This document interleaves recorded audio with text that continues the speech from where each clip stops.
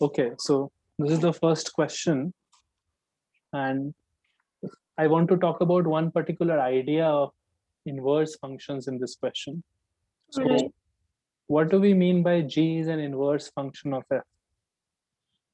For example, if y is equal to fx is my function, let's say it is x squared, right? Yeah. So the graph of y is equal to x squared is like this. Okay, Right. y is equal to x squared. Now,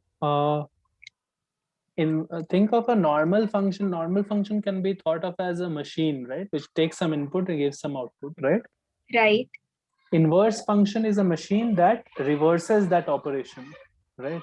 So for Right. example, if you have f was my machine and I gave x input, you would have gotten x squared, right? Yes. Now if you input this to an inverse function You get g, X.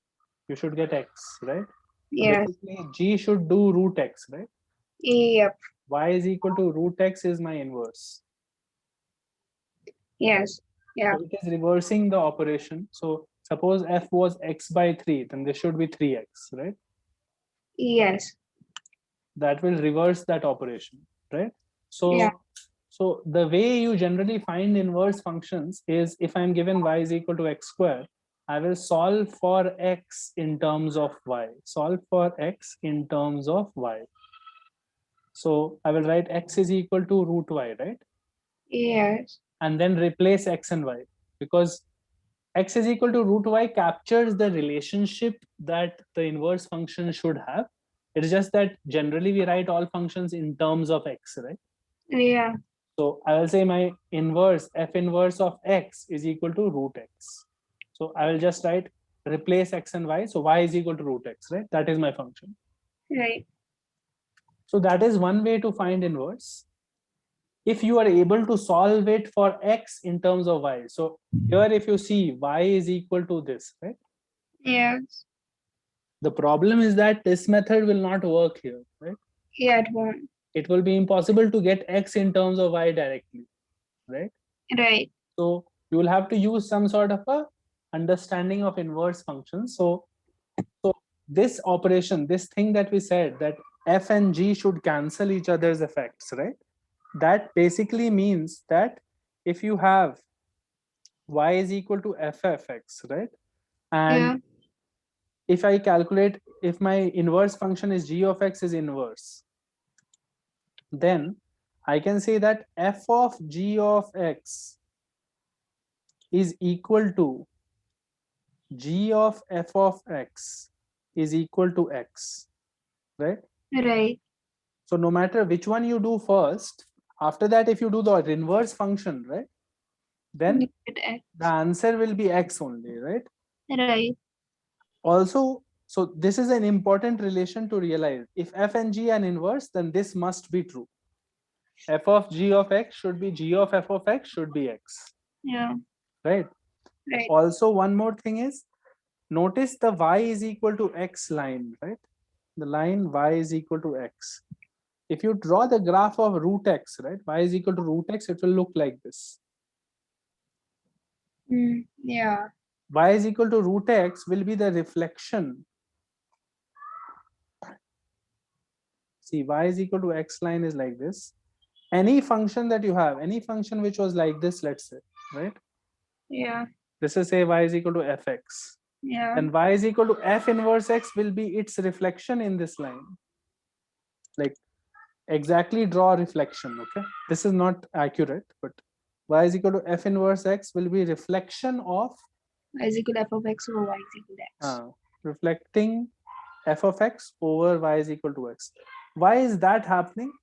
That is happening because if you reflect any point about y is equal to x line, right? This Right. is, let's say, x comma y. And reflection of x comma y over this point is y comma x. Reflection about this line you will see is y comma x. X. And Yeah. that is what has to happen with an inverse function, right? Yeah. So basically, if 1 comma or if 2 comma 4 is a point on y is equal to x square, obviously 4 comma 2 is a point on y is equal to root x, Root right? x. Yes. So basically points have to be interchanged. No, if x comma y is a point on y is equal to fx function, then y comma x has to be on the y is equal to f inverse x function. Yeah. Correct. So Correct. so that is the idea. These are the 3-4 things you need to know about inverse. Basic method is take y is equal to x, somehow express x as f inverse y, right? Yeah. And then replace x and y. So y is equal to f inverse x will be your answer, right? Right. This is the basic method, but this method doesn't work in all problems like in this problem. Then second important thing to know is f of g of x is equal to g of f of x is equal to x for f and g to be inverse of each other, to be inverse.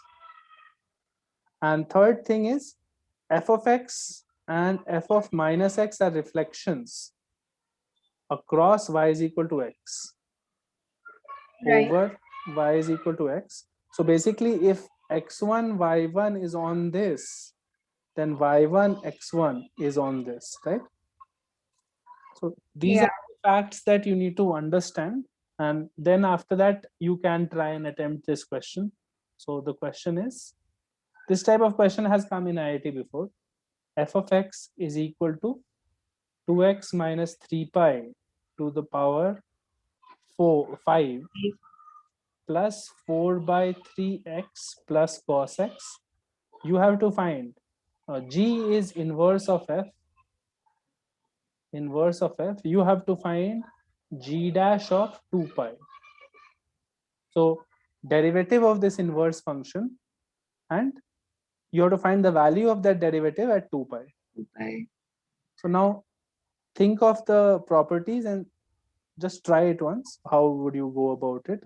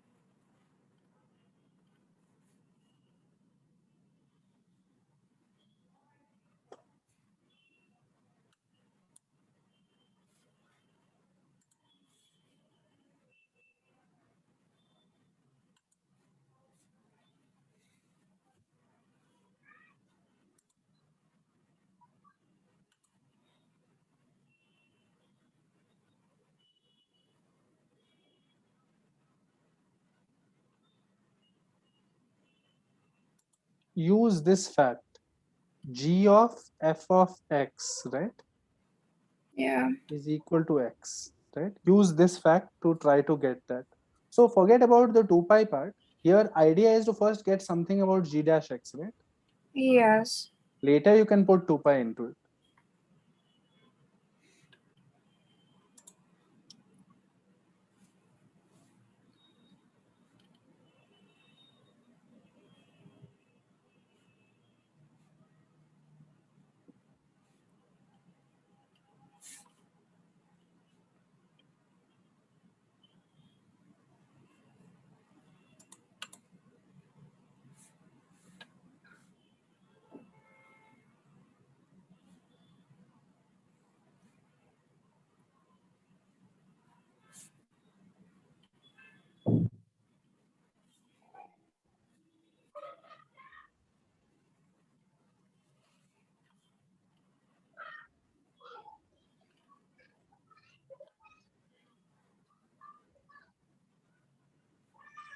So what are you trying right now?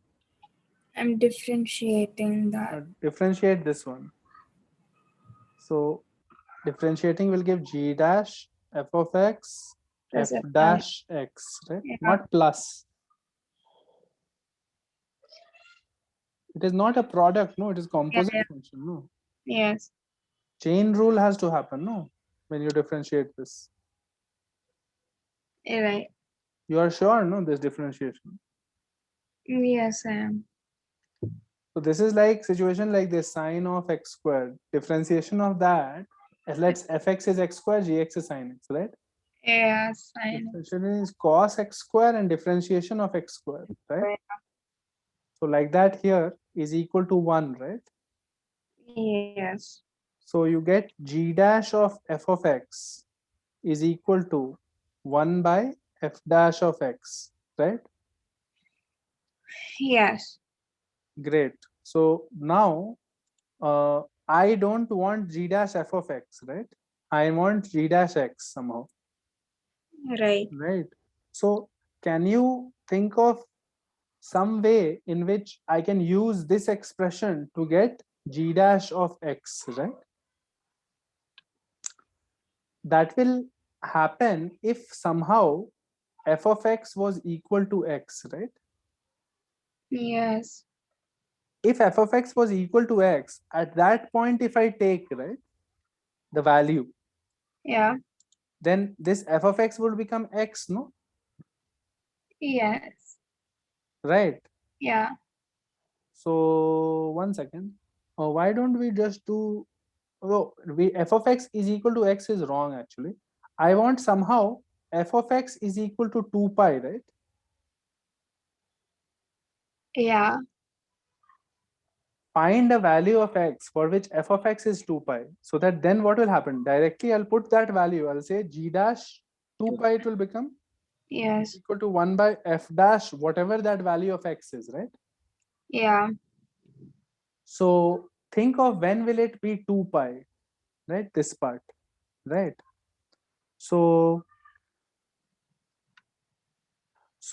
for it to be 2 pi, now obviously this part should vanish, no? Because if it stays there, then it will become power 5 or something, no? Yeah. So let's check whether x is equal to 3 pi by 2 will do the trick or not, right? X Right. is equal to 3 pi by 2 will make this vanish, and 3 pi by 2 here multiplied becomes 2 pi, right? Yeah. And cos 3 pi by 2 is 0. 0. Yeah. So x is equal to 3 pi by 2 implies f of x is equal to 2 pi, right? Right. Correct. Yes. So g dash 2 pi will be simply 1 by f dash of 3 pi by 2, right? Yes. Correct. Yeah. So now it was totally possible to differentiate this, right? Function is specified. Yes.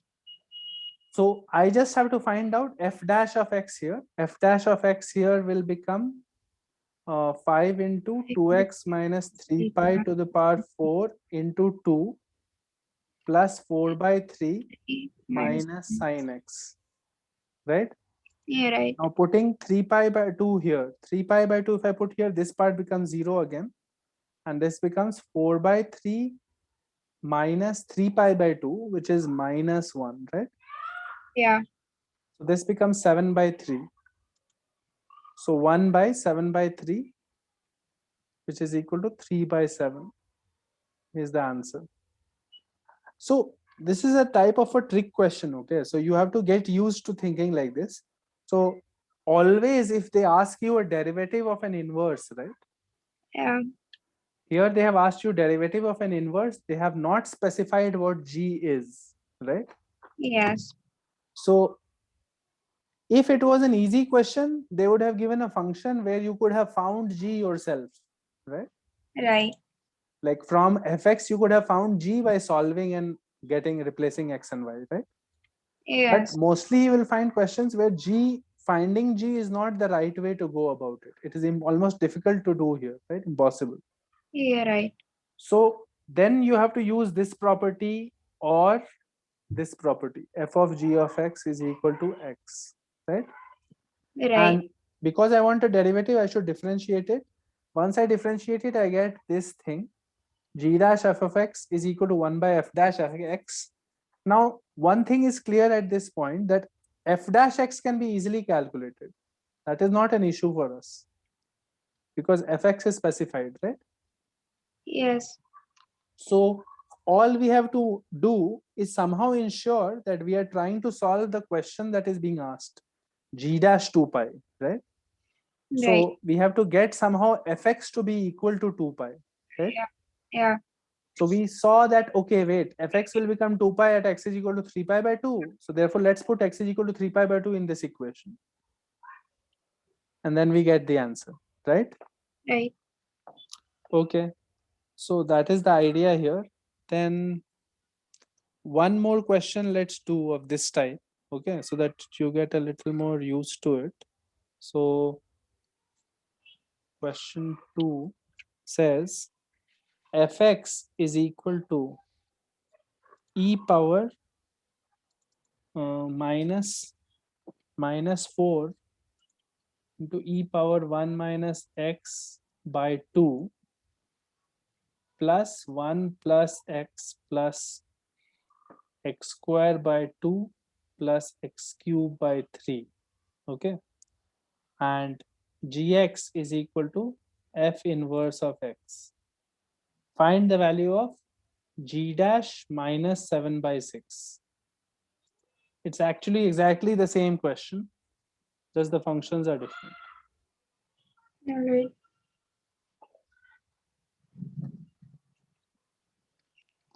So try it yourself, this one.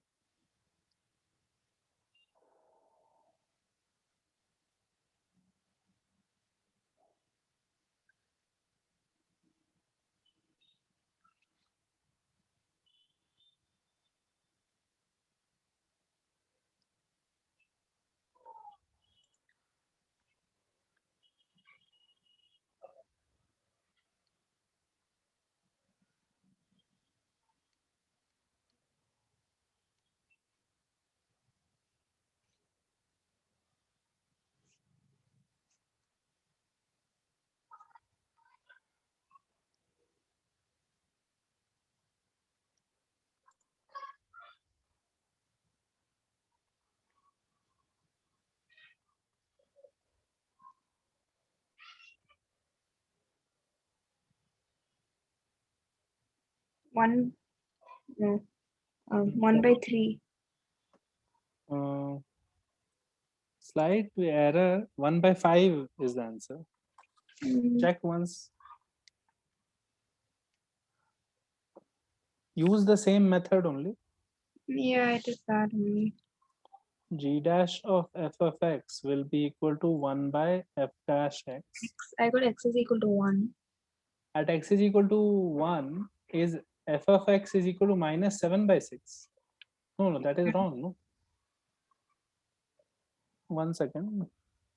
The first term will become 0. The first term will be minus 4. Fx should be somehow minus 7 by 6, right? Yes. So how will we make it minus 7 by 6 here? So x is equal to 1. Okay, wait, let's try. X is equal to 1, it will become minus 4 to the power e power 0. So minus 4 plus 1 plus 1 plus 1 by 2 plus 1 by 3, right? Yeah. Minus 2 and okay, maybe it is correct. Maybe. Plus 5 by 6. So minus 7 by 6, correct. X is equal to 1. Then you have made a mistake in just differentiating. So g dash of minus 7 by 6 is equal to 1 by f dash of 1. Then there is a mistake in differentiating, which should not happen. So do it once more. F dash x will be minus 4 e power 1 minus x by 2 multiplied by minus 1 by 2 plus 1 plus x square by 2 will become 2x by 2. So x plus 3x square, so x square, Okay, I got my mistake. right? Yeah, I differentiated it right. I just took e to the power 0 as 0 instead of 1. Yeah, so this is 1. So 2 plus 1 plus 1 plus 1, right? Yeah.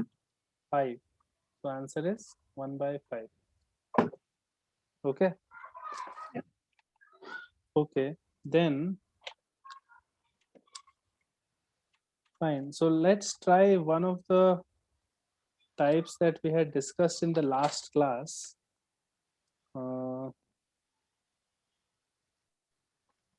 One second.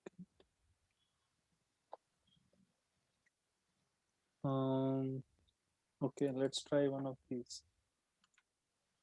Question number 3.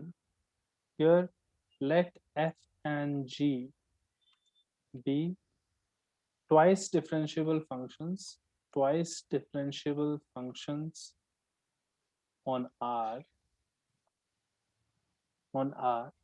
and f double derivative 5 is equal to 8, g double derivative 5 is equal to 2. Then you have to find limit of x tends to 5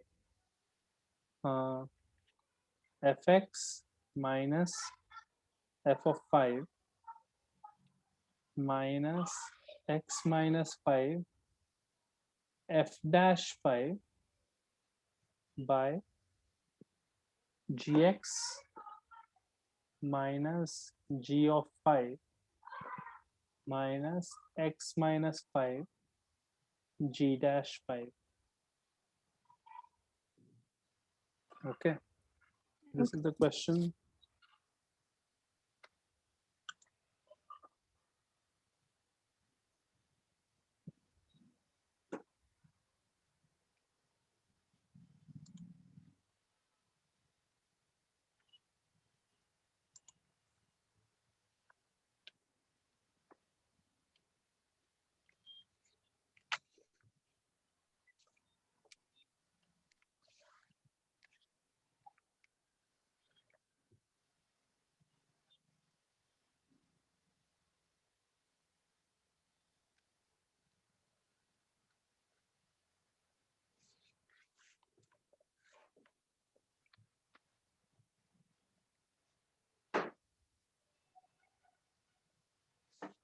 So if it is a limit question, you should first check what the form is, right?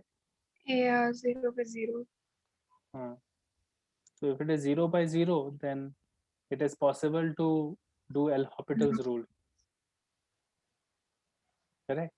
Right. So I will differentiate one's numerator. This is a constant, this goes away. And this is, see, this is a constant, right?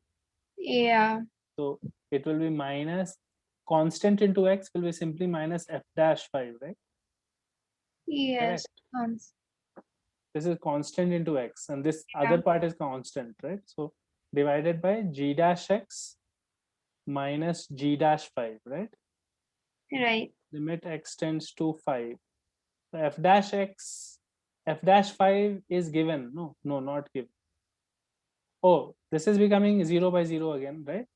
Right. So I can, because see, it is 5, f dash 5 minus f dash 5 by g dash 5 minus. So it will be, again, you can do L'Hopital's rule because it is a twice differentiable function. That's why we can do it here, right? Right. So f double dash x, by g double dash x, right? Yeah, That answer is 4. 4. You understand? So it looks scary, but it is actually very easy.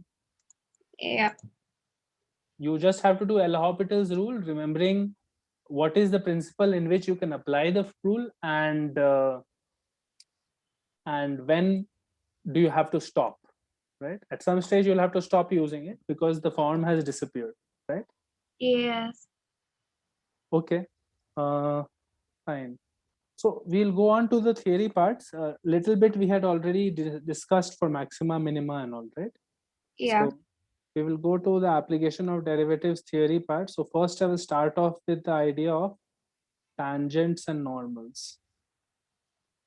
Tangents or normals, this is something that you already sort of know.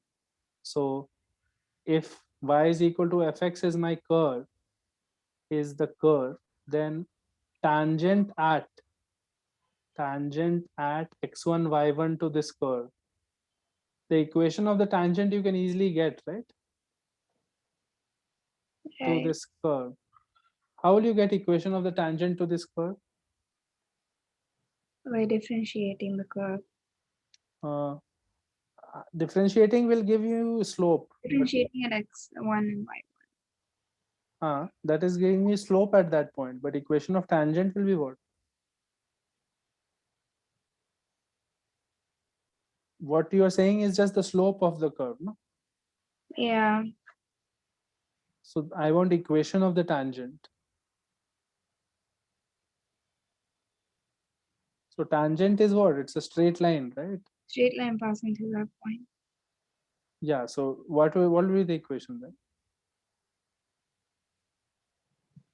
So the slope I have and then y is equal to mx plus c.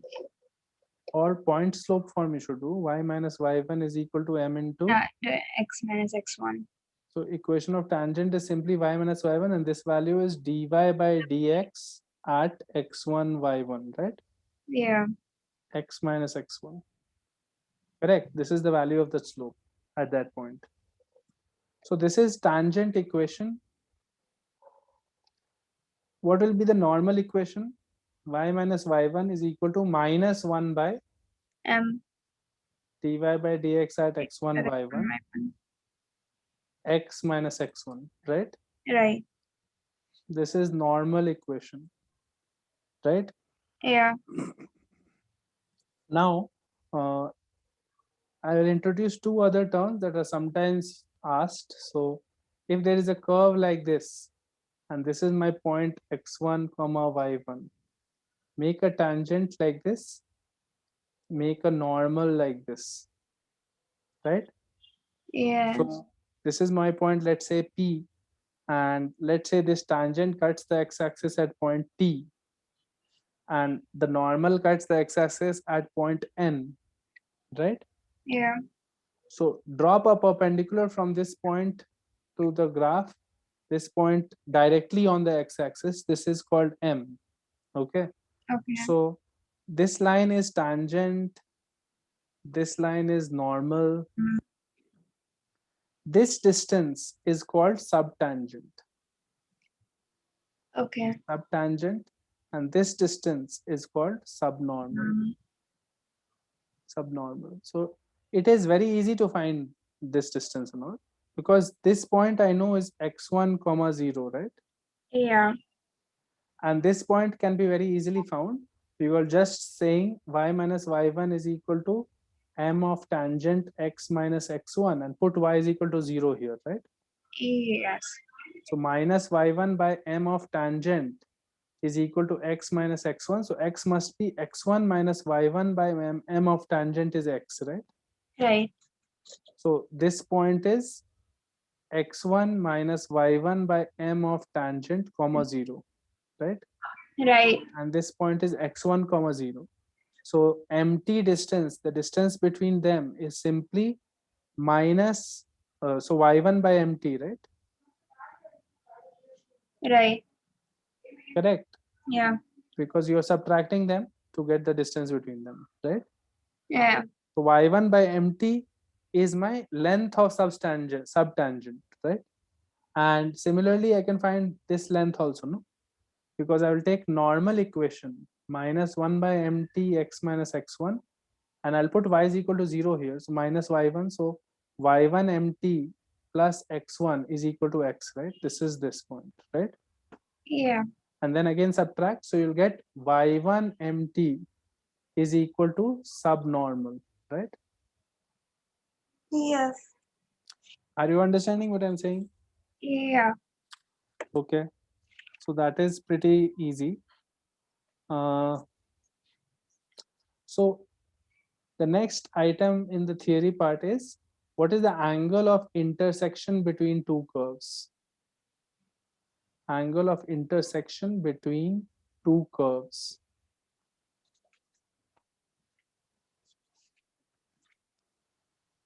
What will you say is the angle of intersection here? Right? Yeah.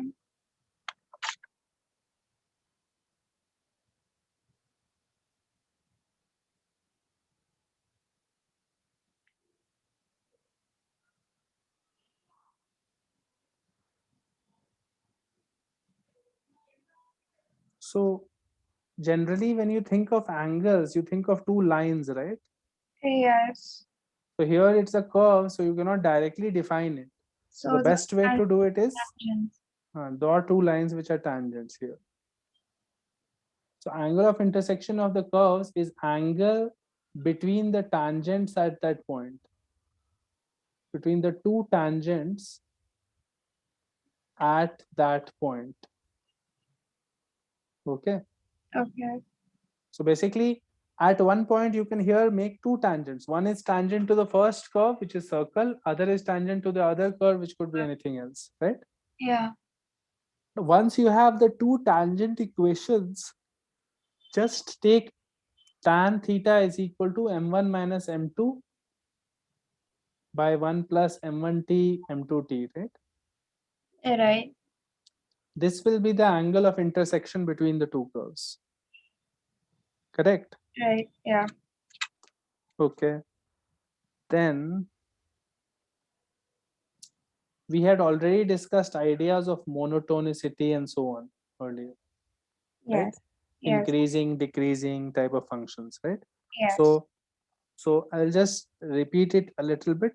I'll just say it once more. So a function fx is called increasing, is increasing at x is equal to a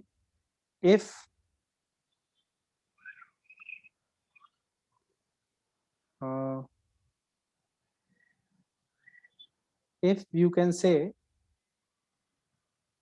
that for small h around a,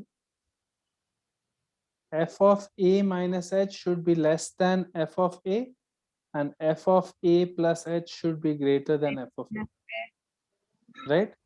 Right. If you are below, you are lesser. If you are slightly above, you are greater, Later. right?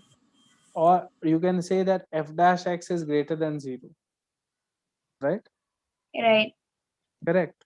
Yeah. So decreasing will just be the opposite of this idea, right? Yes. Decreasing will be the opposite of the same idea. So uh, you can now decide maxima minima based on this increasing decreasing trend, right?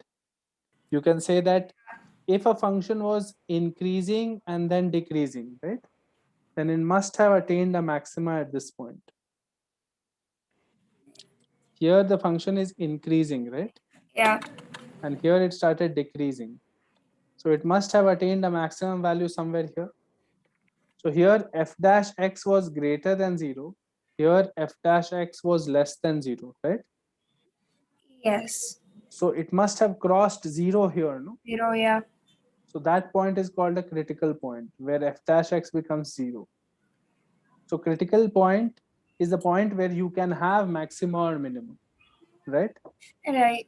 So you can define critical points in terms of either f dash x is 0 or f dash x is undefined, right? F dash x could be 0 or undefined, or fx itself is undefined.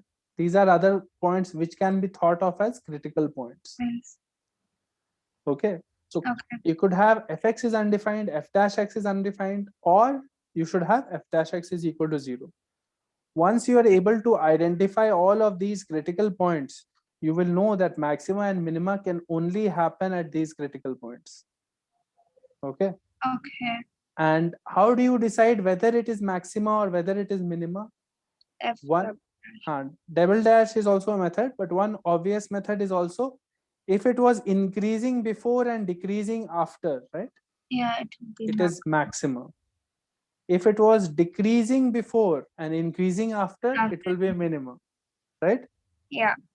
Also, the double derivative test, double derivative is greater than 0 means minimum, because the shape of such a function is concave up. Right. Concave up function will be, cave will be upward like this. So that shape will obviously give a minimum, right? Yes. And if it is f double dash x is less than 0, it will be maximum, Maximum. because that shape is Concave concave down like this. Okay, so that is maxima, minima. This is how you find it. Let's do a few questions. There is two other things that I want to discuss in application of derivatives. One is Rolle's theorem, and the other is Lagrange's mean value theorem. Rolle's theorem plus LMVT, mean value theorem, Lagrange's mean value theorem. But before we do that, let's do a few questions of maximum, minimum, monotonicity types. So one question is, find the values of P for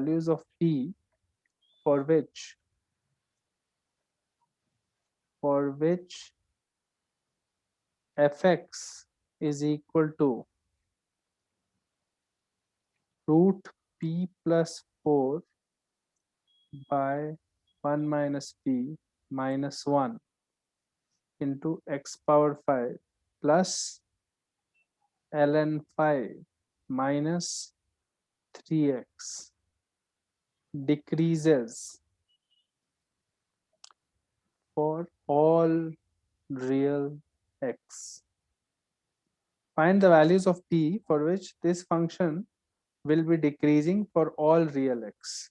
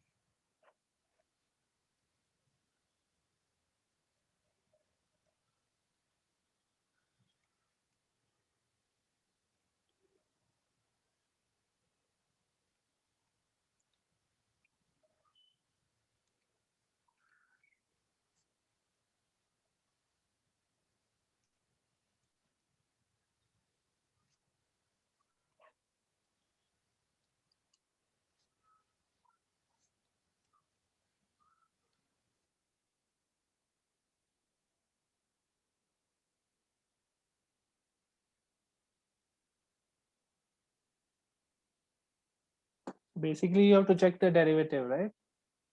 Yes. So if it has to decrease, right, derivative has to be less than 0. 0. Yeah. So you have to find the possible values of p for which derivative will be less than 0. Right.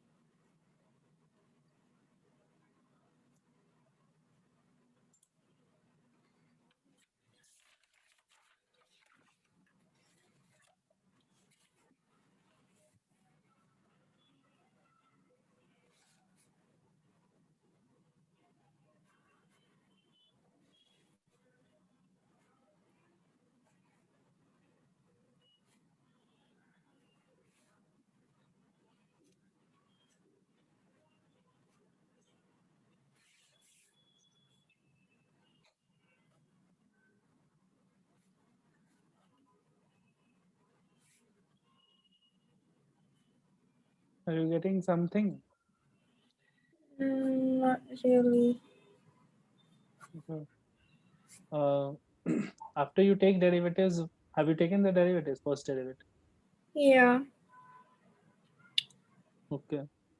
So f dash x will be what? It will be 5 times this thing, p plus 4 by 1 minus p minus 1 x power 4 Or this. minus 3, Yeah. right? Yeah. This decreases for all real x. So this is less than 0 for all real x, right? Yes. Values such that this is less than 0. So that means this part is less than, you can take this side, less than 3 by 5, right? Yes. So is less than 3 by 5.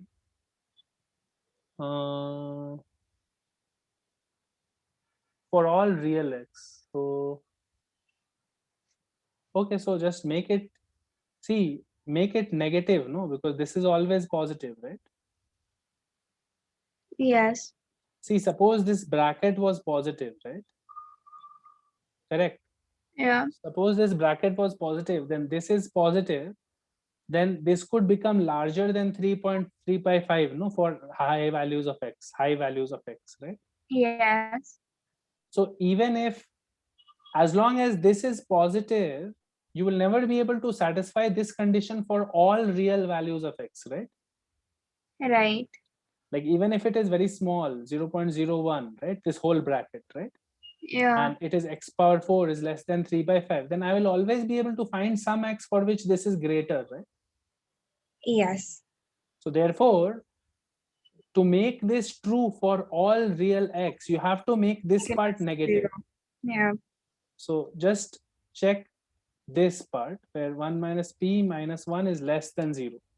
If this happens, then always this is negative, right? So Yeah, then always it will be satisfying this inequality, right? So you will get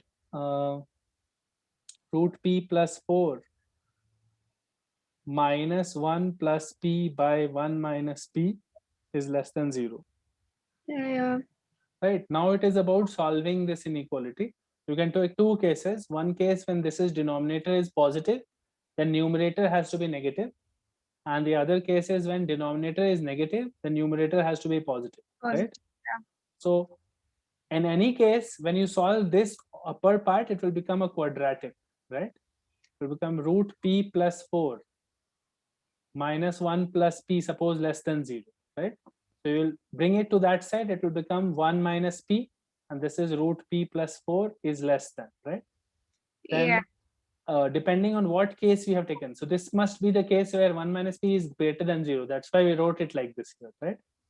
So if 1 yeah, minus p is greater than 0, then anyway, you can square it right now, right? It will become p plus 4 is less than 1 plus p square minus 2p, right? 2p.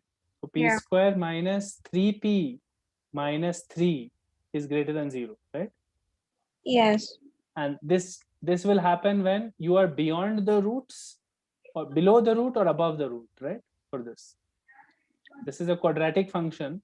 yeah, P must lie above its root value or below its root value, right?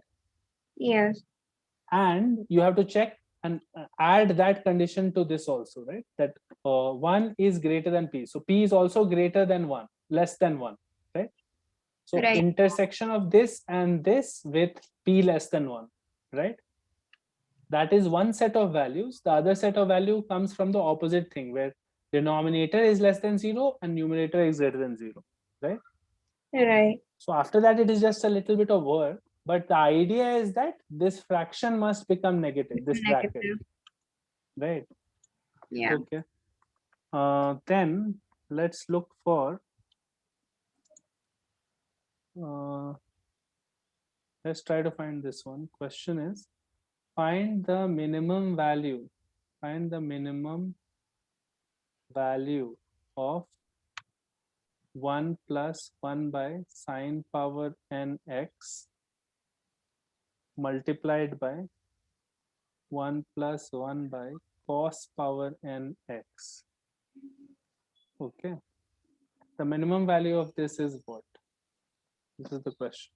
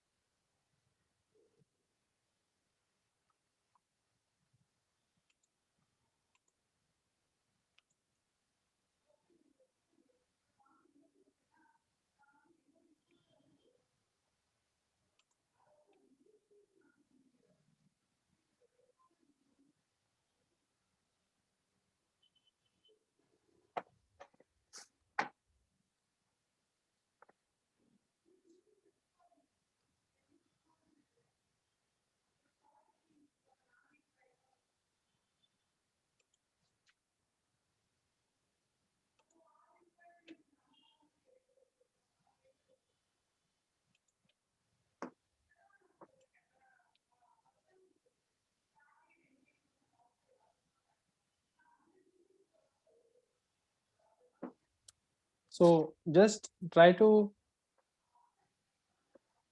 expand the function a little bit and then take derivatives for minima maxima, right? right.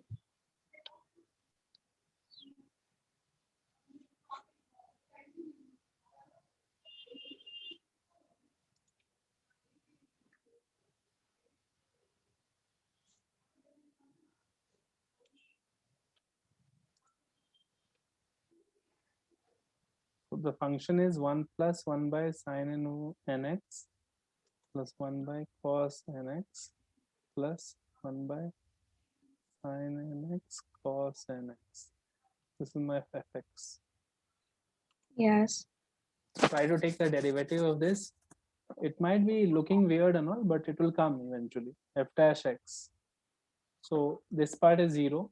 This is sine to the power minus nx, right? Sine to the power, Yeah. sine x to the power minus n. And So it will be minus n sine to the power minus n minus 1x, sine x to the power minus n 1, and differentiation of sine x, right? yeah. So cos x plus minus n cos x to the power minus n minus 1. Differentiation of cos x is minus sine x, right? Right. And this part will be a little more annoying, but okay, I can write it as multiplied by 2 power n and 2 power n, right? Yeah. So 2 sin x cos x, right? Plus x. Yeah. So it is 1 by actually sine 2x to the power n, right? Yes. And I have to differentiate that d by dx, right? So Right. 2 power n by that, right? Right.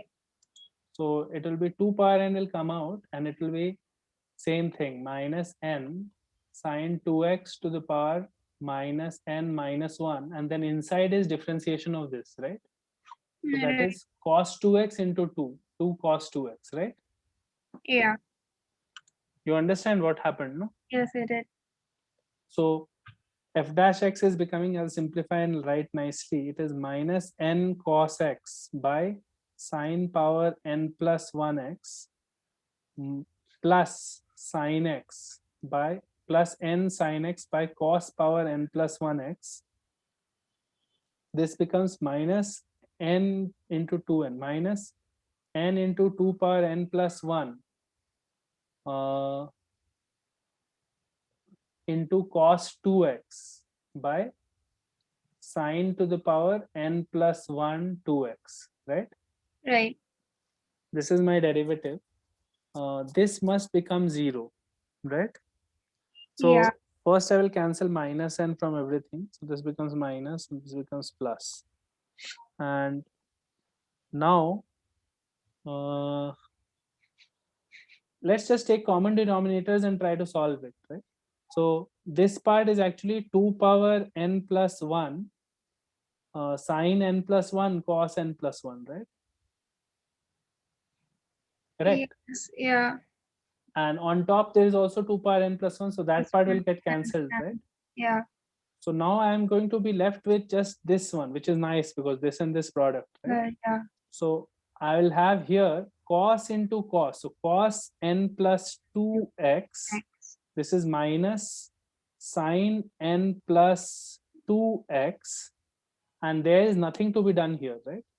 Right. So it is just simply plus cos 2x is equal to 0, right? Right. Okay. Now,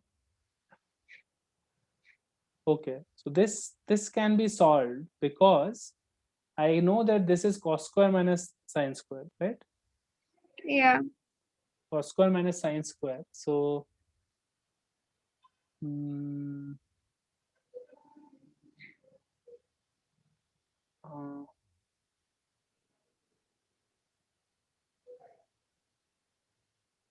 okay, let's just don't do that. Let's think of what values of x will make it disappear. Okay, one obvious value that I can see is x is equal to pi by 4, right? See, Yes. Yeah. both cos and sine are equal and cos pi by 2 will become 0. 0. Right? Yeah. Yeah. So even if I am not solving it properly immediately, I can still guess one answer is x is equal to pi by 4, right? Yes. At x is equal to pi by 4, can I find the value of the function? Yes, that is easy. 1 by 2 power n by 2 multiplied by 1 plus 1 by 2 power n by 2, right? Right. So this is becoming 2 power n by 2 plus 1 and 2 power n by 2 plus 1 whole square, right? 2 power n by 2 plus 1 whole square by multiplication of the denominators is 2 power n, right? Yeah. So the answer is, minimum value answer is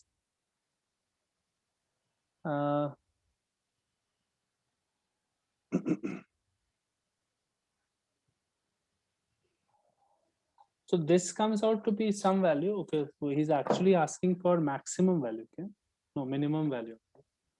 What happens at x is equal to 0?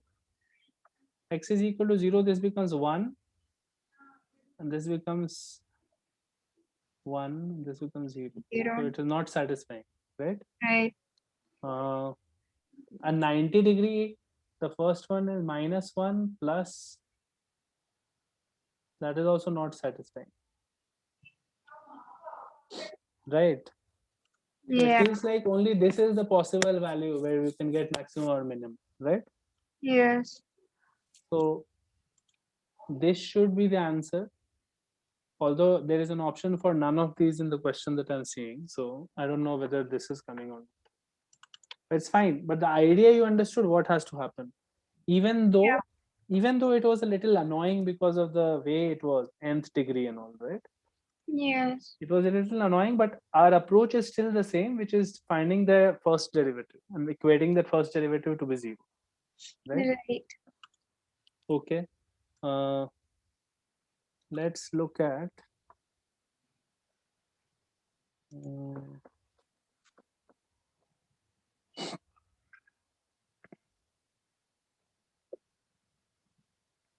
some integer type questions. 1 second.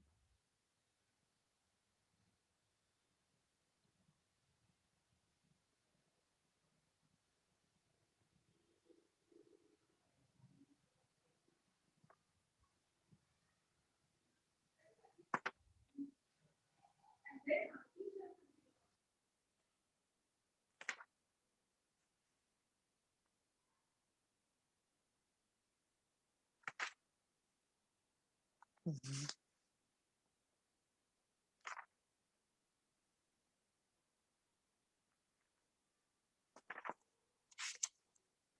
Okay. So question is,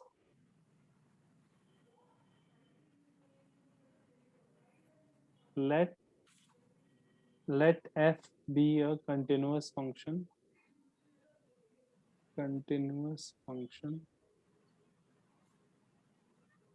and satisfies f dash x is greater than 0 for on minus infinity to infinity. That basically means it is always increasing, right? Yeah.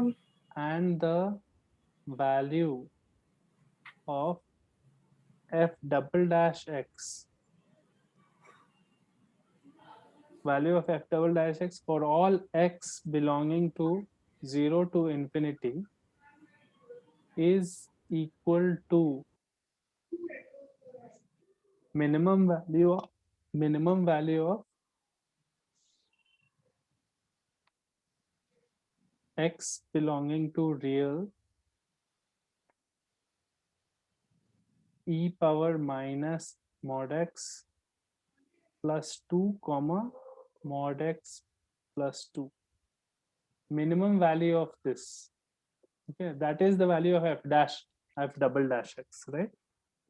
So then find, so you have limit L is equal to limit x tends to infinity 3x square minus 3 by x square plus 1 minus 4 f dash x divided by f of x. You have to find GIF of L square. This is GIF. So it might look very difficult and all, but it's not. It's just a little long. So you don't have to lose patience. Just think about what you have to do. Slowly go to the go to what he's asking.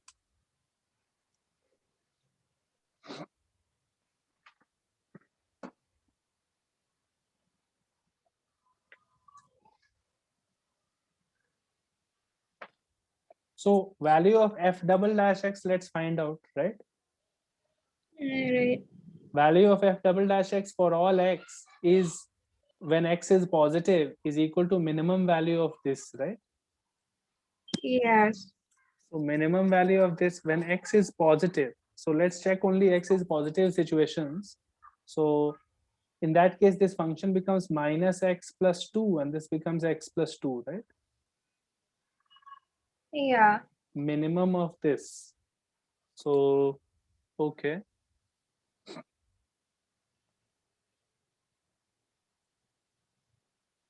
So this is like a piecewise defined function, right? Where between the two of the curves, if one of them is minimum, that is the, actually no, it is just take the graphs of those two functions and see what is the lowest possible value, right? Right. So x plus 2 graph will start from here 2 and keep going up, Up. right? Right. And e power, when x is equal to 0, this function is 1 plus 2, so 3, right? Yeah. And then it will keep falling, but it will never be less than 2, right? Right. You understand? It will always be greater than 2, no? Yes. Because x becomes large, this part becomes 0, but it's still 0, above 2. 2. Yeah. So minimum value of this will be 2 only, no? Yeah. Right? Yeah.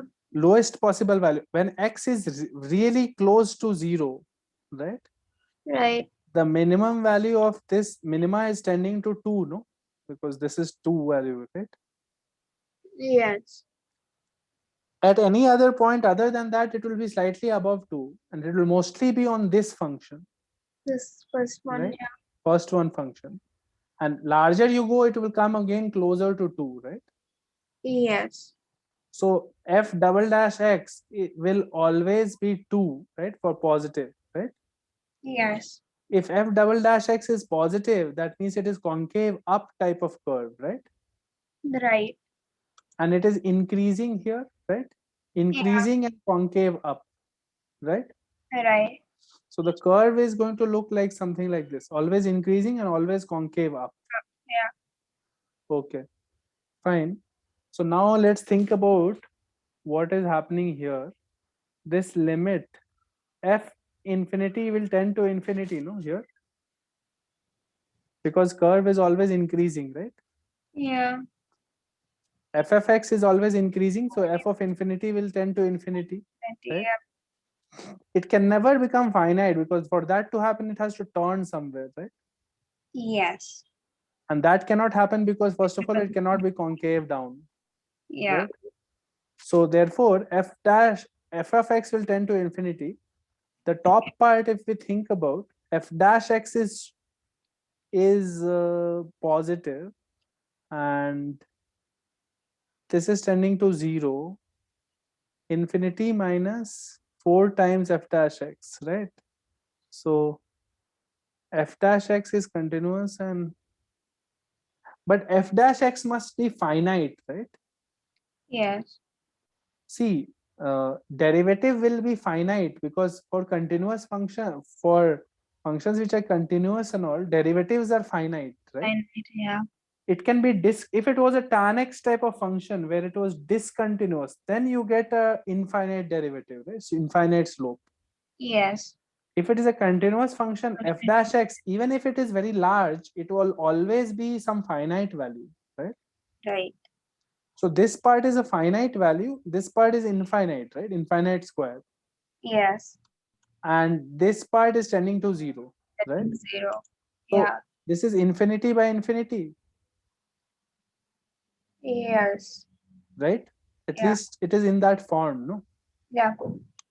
Great, infinity by infinity. So I can do my L'Hopital's rule now. So I will differentiate. It will become 6x here minus 3 into differentiation of this will be minus 1 by 1 plus x square whole square into 2x, right? Right. And this will be minus 4 into f double dash x, right? Yes. By f dash x. X. Yeah. Okay. Now this part, this is plus 6x by this, right? Yeah. 6x plus 6x by this minus 4 times f dash x. And f dash x is 2, right? Yes. So 6x minus 8 by f dash x, right? Right. 6x minus 8 by f dash x. Because this is tending to 0, I'm saying. Okay. So f double dash x is 2, then f dash x can be written as 2x.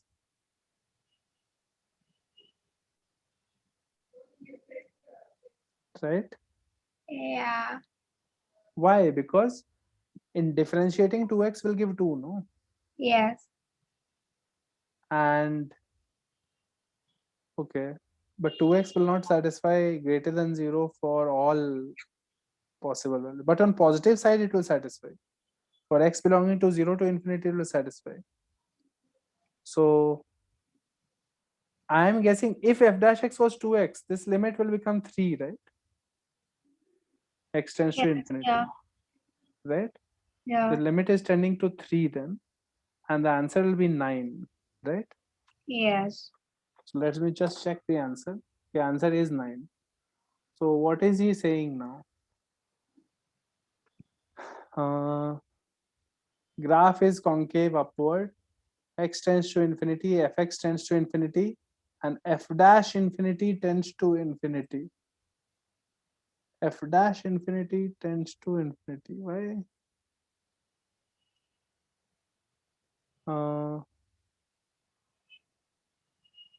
He is actually doing 3x squared by fx minus 3 by x squared plus 1 fx.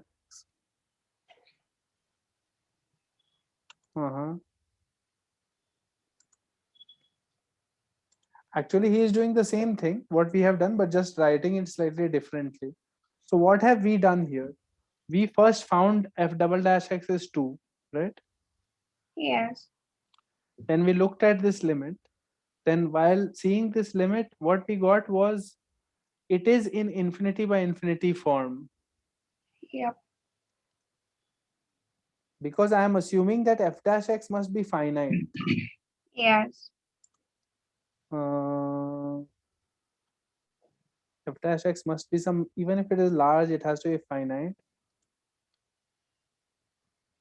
Okay, that I think that assumption is correct, but in the book, he is not doing f dash x is finite for some reason. If my assumption is correct, f dash x is finite, because otherwise infinite slope and all happens when graphs are usually discontinuous, right? Like how will you make it a continuous graph? Right. If there is an infinite slope, it's like a vertical line, no? Yeah. Then the next, like where else will you draw the graph then? Like, slightly strange. So if that happens, it is infinity by infinity, and you can do L'Hopital. L'Hopital we did, and then x tends to infinity is becoming 6x minus 4 into 2 by f dash x. Yep. And there we are saying that this limit will be finite only if the denominator is also linear polynomial, right? Yes. The limit cannot be finite otherwise. If the denominator was quadratic, then limit will be 0. 0. Yeah. If the denominator was constant, limit will be infinity, right? Yeah. And what linear polynomial will I choose? If f double dash x is 2, I can choose fx is 2x, no? Yes. Right? So once you do that, your limit will come out to be 3. 3. And the L square will become 9, right? Right. So this is slightly difficult, but still doable. What you should do now is, I've sent you a couple of things, right? There's one DPP book. Yeah. There's the Disha book that has there, DPPs for maths, right? Yes. So that DPPs is basically daily practice problems type. So you can look at the application of derivatives chapter, and there will be might be a couple of sheets on that, right? There will be definitely 1 or 2 sheets will be there where you can get good practice questions from there, and the other is the Plancer's material. Yes. That book has a lot of solved questions. Okay, the 2 books that I've sent for that, solved questions are there, and look at limits, continuity, differentiability plus AOD right now. Okay, so wherever you are doing it from, look at both of these chapters together. Don't think of it as in isolation, that is over, now we can not think about it, right? Because everything is linked here, and the more you see the connections and the more you practice LCD and then AOD together, the better it will be. Right now, if you are solving from these books and all, then also look at the end of this exercise that is there in this, which has a lot of JE questions. So Okay. there will be some past year JE questions also at the end. Okay, so Alright. try seeing those as well. So spend the next week. See, right now only February is over. We're getting over, right? Yeah. So there is a long time left. There is plenty of time left to do fully calculus properly, right? So there is no rush right now. Okay, so it is okay to spend 1 or 2 more weeks on practicing this LCD and AOD. Okay. Okay. So at least for the next 2 weeks, I'm not going to start anything new. I'll be doing AOD only, and I'll be doing LCD and problems and so on. Okay. Okay. So because after this, actually, differential calculus is over. Calculus is done. The next thing to really start is integral calculus. Okay. Yeah. So before you can start integral calculus, you have to feel confident. So the only way to check whether you are okay with it is to try out the JE questions and see how much percentage you are able to solve on your own. Okay. Alright. So if you are able to solve 70% right now, 70-80%, then it is good. Then it is fine. But if you are not able to solve 70-80%, you need to practice more and more and bring the doubts. Then we can discuss the doubts. Alright. So next 2 weeks, even 3 weeks also is fine, because again, integral calculus, when we start, it will be like a 2 month or 8 to 10 weeks we'll be doing, 8 to 12 weeks, you can assume. So still like plenty of time will be left. By May, June, we'll be done with calculus. So the only thing left then will be 2-3 chapters in algebra and a little bit and revision and all. Basically probability, determinants, matrices, vectors, right? These 3 chapters will be left, and revision of everything before, right? Right. So maths, we are on track, very on track to finish everything way before time. So what is important at this stage is to get stronger in it. Not about covering material now, it's about being able to solve problems, right? So Right. all of these material that I have shared with you, just solve as much as you can and see if you are able to comfortably handle questions on your own. You need to feel confident, you need to be able to solve JE questions, right? Yeah. So practice. We will do, our next class will be on Friday, and Friday and Saturday we'll do the 2 classes, physics and chemistry. Okay. Right. Yeah. Yeah, that's all for now then. Thank you. Let me know if you need anything more, any other things that you need, whatever, but practice a lot right now. Okay. Yeah, I'll do that. Okay, bye. Bye.